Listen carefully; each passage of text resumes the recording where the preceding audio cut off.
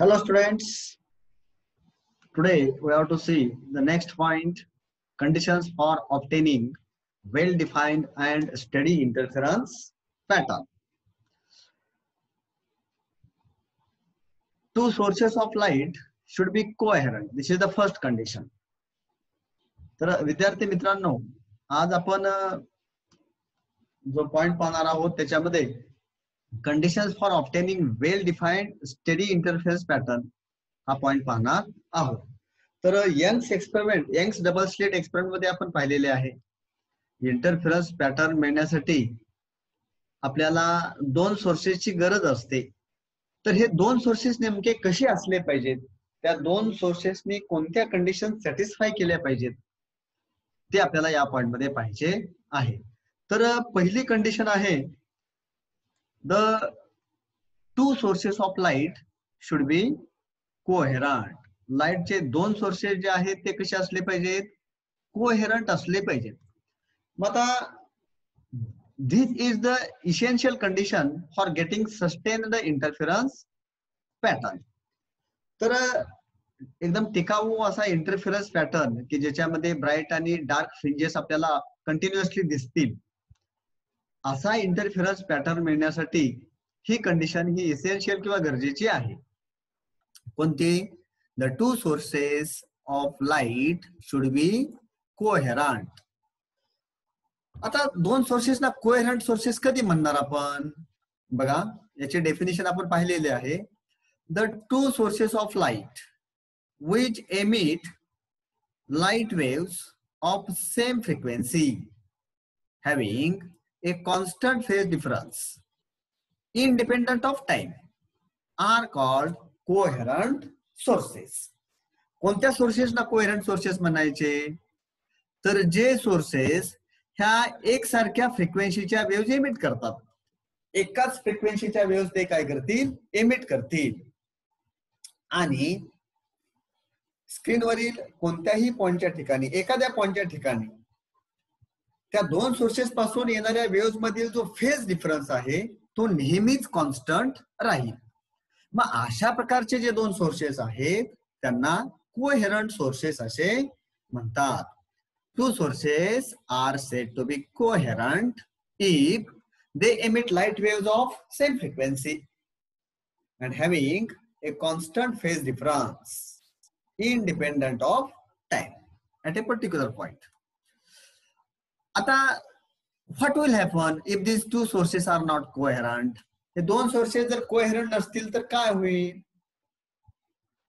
दोन sources coherent नसतील तर म्हणजेच ते वेगळ्या फ्रिक्वेन्सीच्या लाईट वेव्हज एमिट करत असतील, किंवा एखाद्या पॉइंटच्या ठिकाणी त्या दोन सोर्सेस पासून येणाऱ्या ज्या वेव्हज आहेत त्या वेव्हज मधील फेज डिफरन्स जर बदलत असेल तर काय होईल?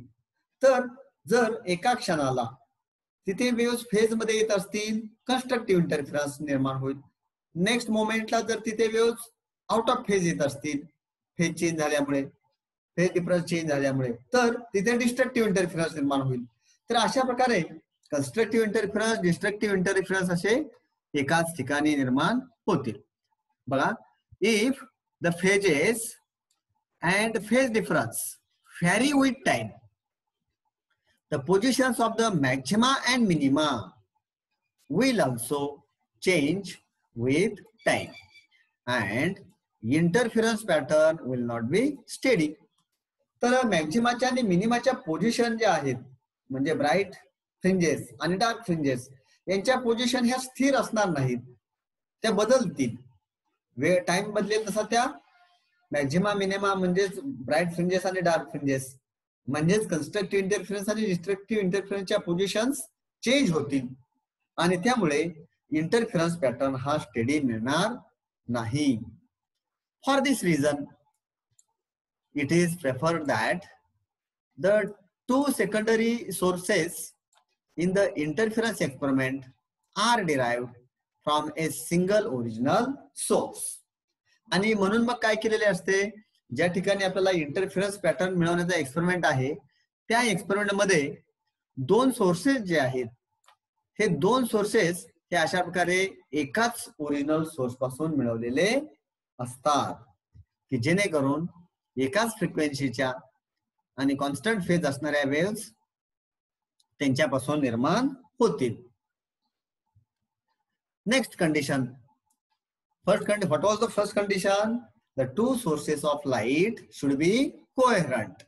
The next condition, the two sources of light must be monochromatic. लाईटचे जे दोन सोर्सेस आहेत इंटरफिरन्स पॅटर्न मिळवण्यासाठी ते मोनोक्रोमॅटिक असलेच पाहिजेत. आता मोनोक्रोमॅटिक सोर्स ऑफ लाईट म्हणजेच काय? A monochromatic source of light is a source.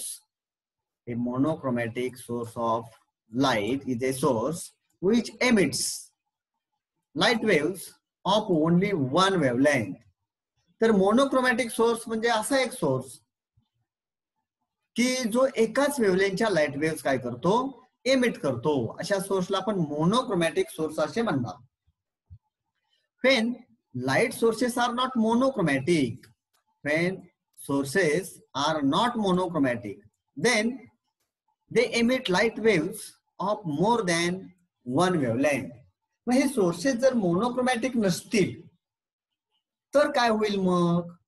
तर ते दोन सोर्सेस वेगळ्या वेगळ्या वेव्हलेंथच्या वेव्स एमिट करतील.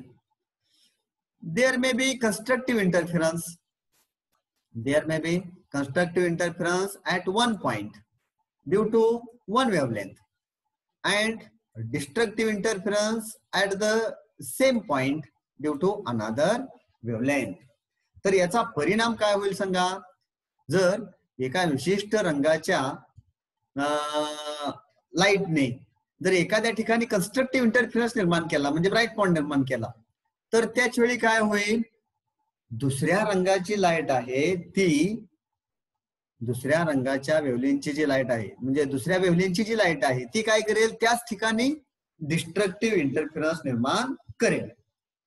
म्हणजे एका रंगाच्या लाईटमुळे एका वेव्हलेंथच्या लाईटमुळे एका विशिष्ट कलरचा कंस्ट्रक्टिव्ह इंटरफिरन्स निर्माण होईल. त्याच ठिकाणी दुसऱ्या कलरच्या दुसऱ्या वेव्हलेंथच्या लाईटमुळे तिथे डिस्ट्रक्टिव्ह इंटरफिरन्स निर्माण होईल. म्हणजे एकाच ठिकाणी कंस्ट्रक्टिव्ह इंटरफिरन्स निर्माण होईल, डिस्ट्रक्टिव्ह इंटरफिरन्स निर्माण होईल. Thus, resultant pattern contains colored overlapping bands. तर निर्माण होणारा जो पॅटर्न आहे त्याच्यामध्ये रंगीत आणि ओव्हरलॅपिंग बँड्स तुम्हाला दिसतील. एकावरती एक आलेल्या अशा कलर्ड बँड्स किंवा फ्रिंजेस आपल्याला दिसतील. This gives diffused and indistinct pattern.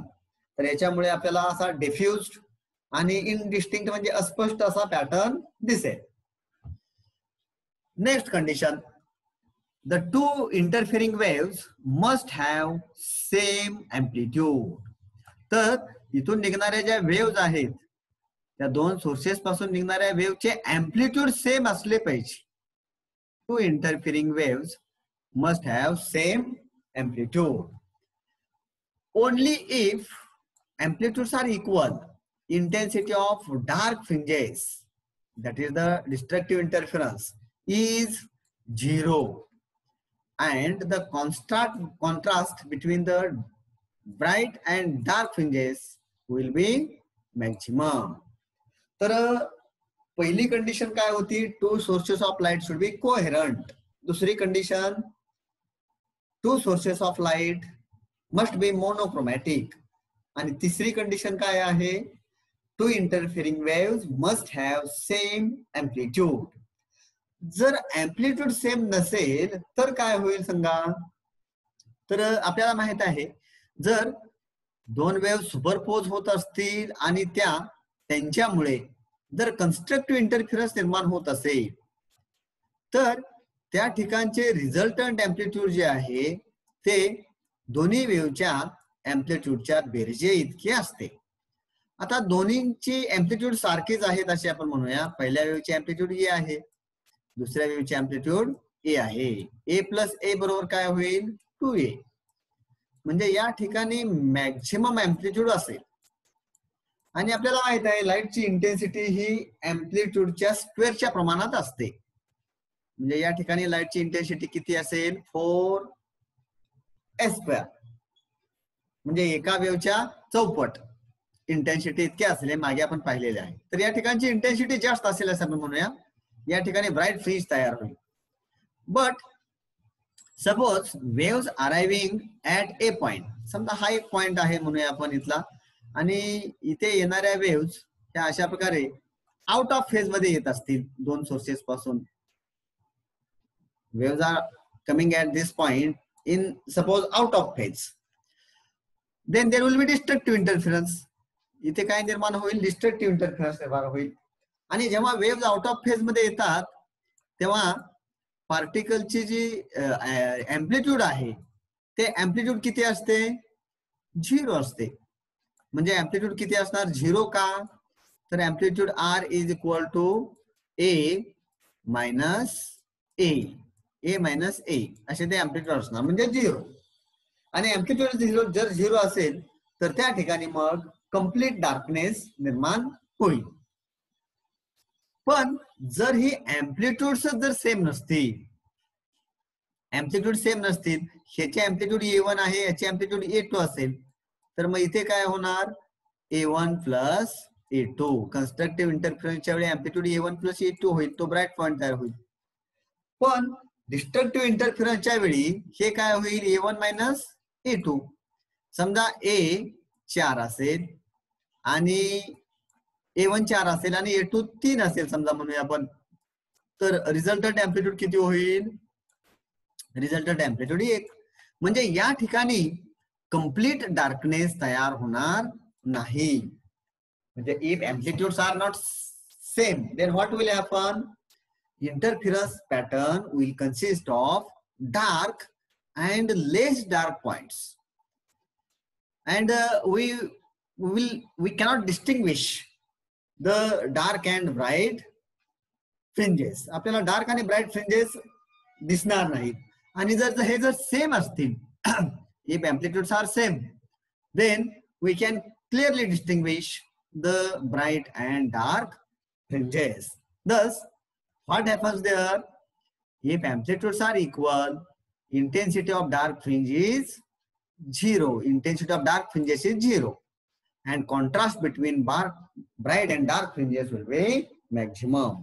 आणि तेव्हा ब्राईट आणि डार्क फ्रिंजेस मधील जो कॉन्ट्रास्ट आहे तो मॅक्सिमम असेल. Fourth condition,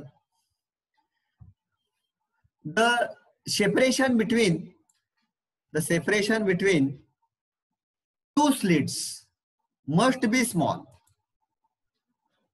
The separation between two slits must be small in comparison to the distance between the plane containing the slits and the observing screen.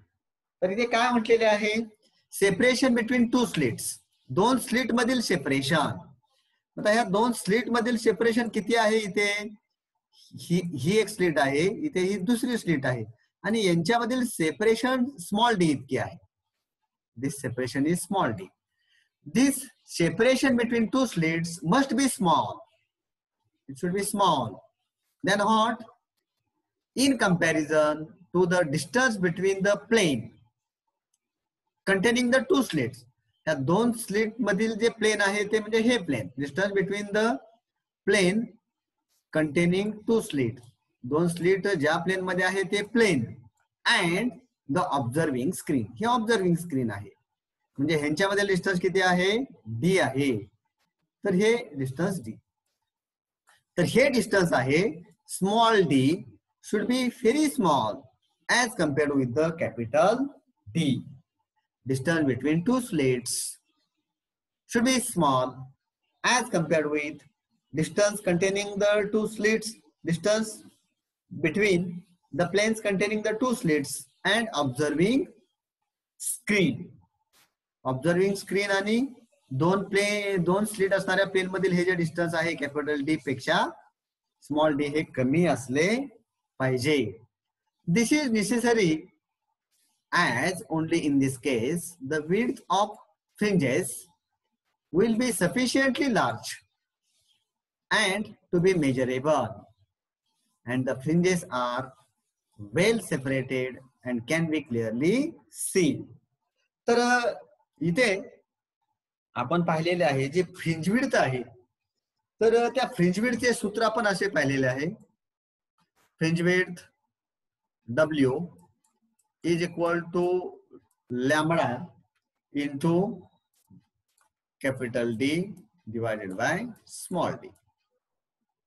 तर fringe width म्हणजे सलगच्या दोन bright fringes मधील distance किंवा सलगच्या दोन dark fringes मधील distance. हे समजा एक ब्राईट फ्रिंज आहे, त्याच्यानंतर मध्ये गॅप आहे तो डार्क फ्रिंज म्हणा, पुन्हा ही ब्राईट फ्रिंज आहे. तर दोन ब्राईट फ्रिंजेस मधील जे डिस्टन्स आहे त्याला आपण काय म्हणतो, फ्रिंज विड्थ किंवा बँडविड्थ असे सुद्धा म्हणतात. मग आता ही बँडविड्थ कशावरती अवलंबून आहे, lambda D upon D. Lambda म्हणजे वेव्हलेंथ ऑफ द लाईट. आता कॅपिटल डी म्हणजेच काय, तर हे ऑब्झर्विंग स्क्रीन आणि दोन स्लिटची जी प्लेन आहे त्यामधील डिस्टन्स हे कसे असले पाहिजे, लॅम्बडा डब्ल्यू जास्त असण्यासाठी this capital D must be large and distance between the two slits should be small. जर कॅपिटल डी जास्त असेल आणि स्मॉल डी कमी असेल तर ही जी विड्थ आहे ही विड्थ कशी येईल, जास्त असेल. आणि त्याच्यामुळे काय होईल मग, आपल्याला दोन ब्राईट बँड आणि त्याच्यामध्ये असलेला जो डार्क बँड आहे तो सुद्धा डिस्टिंग्विश करता येईल. तो आपल्याला स्पष्टपणे वेगळा दिसेल, क्लिअर दिसेल. आणि जर असे नसेल, जर हे बँड्स एकदम क्लोज असतील तर आपल्याला ब्राईट बँड आणि डार्क बँड मधील फरक लक्षात येणार नाही, ते क्लिअरली दिसणार नाहीत. तर यासाठी बँडविड्थ चांगली असण्यासाठी, ती बँडविड्थ किंवा फ्रिंज विड्थ चांगली असण्यासाठी, जास्त असण्यासाठी, ती मोजता येण्यासाठी आणि डार्क आणि ब्राईट फ्रिंजेस क्लिअरली दिसण्यासाठी आपल्याला ही कंडिशन महत्वाची आहे. कोणती condition, the distance between the two slits must be small in comparison with the distance between the plane containing two slits and the observing screen. म्हणजेच small d should be less than the capital D. Then fifth condition, two slits should be narrow. दोन slit ह्या narrow असल्या पाहिजेत, अगदी अरुंद बारीक असल्या पाहिजेत. If the slits are broad, ह्या स्लिट्स जर रुंद असतील तर काय होईल, the distance from different points along the slit, the distances from different points along the slit to a given point on the screen are significantly different and therefore the waves coming through same slit will interfere among themselves, causing blurring of the interference pattern. तर ह्या दोन slit narrow असल्या पाहिजेत. दोन slit narrow नसतील तर काय होईल सांगा, एकाच स्लिटच्या वेगळ्या वेगळ्या पॉइंट पासून निघणाऱ्या ज्या वेव्स आहेत त्या स्क्रीनवरती जेव्हा पोहोचतील तेव्हा त्या वेव्सनी कापलेली डिस्टन्सेस ही वेगळी वेगळी असतील आणि त्यामुळे त्या वेव्स मधील जो पाथ डिफरन्स आहे तो वेगळा राहील, फेज डिफरन्स वेगळा राहील आणि त्यामुळे इंटरफिरन्स पॅटर्न आपल्याला स्टेडी मिळणार नाही, तो ब्लरिंग मिळेल, ब्लड इंटरफिरन्स पॅटर्न मिळेल. पाचवी कंडिशन आहे. आणि सहावी condition, the two waves should be in the same state of polarization. Two waves should be in the same state of polarization. तर this is necessary only if polarized light is used for the experiment. तर जर आपण experiment करण्यासाठी polarised light वापरलेली असेल तर त्या दोन्ही ज्या वेव्स आहेत त्यांची जी पोलरायझेशन, स्टेट ऑफ पोलरायझेशन आहे ते सेम असली पाहिजे. So these are the conditions to get steady interference pattern. तर एकूण आपण 6 कंडिशन्स पाहिलेले आहेत. कोणत्या 6 कंडिशन्स सांगा. पहिली condition, two sources of light should be coherent. Second condition, two sources of light must be monochromatic. Third, the two interfering waves must have same amplitude. Fourth one, the separation between the two slits must be small in comparison to the distance between the flame containing the slits and the observing screen. Fifth condition, two slits should be narrow. And sixth, the two waves should be in the same state of polarization. तर अशा प्रकारे ह्या conditions जर ते light sources satisfy करत असतील तर आपल्याला सस्टेन्ड इंटरफेरन्स पॅटर्न किंवा स्टेडी इंटरफेरन्स पॅटर्न मिळेल. Okay, thank you.